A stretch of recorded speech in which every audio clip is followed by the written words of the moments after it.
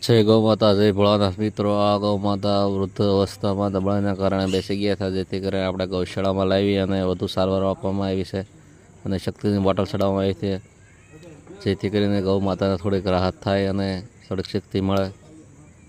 જો તમને અમારી ગૌ સેવા ગમતી તો એક વખત જરૂર શેર કરો, ફોલો કરો, લાઇક કરો, સબસ્ક્રાઈબ કરો, જેથી કરીને વધુ લોકો જોઈ શકે અને વધુ લોકો પાસે પહોંચે અને વધુ લોકો જોડાય અને થોડાક ગૌ સેવાના માનવતા જાગે અને થોડાક ગૌ માતા સામું જોવે, જેથી કરીને આ વૃદ્ધ ગૌ માતા થઈ જાય એટલે કોઈ રડે રસ્તા ન મૂકી દે, જેથી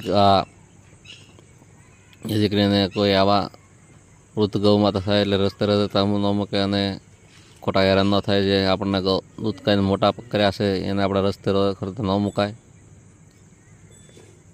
જો આ ગૌ માતાની આવી હાલત થાય છે, એકવાર જરૂર આ વિડીયોને શેર કરો। જય ભોળાનાથ, જય ગૌ માતા।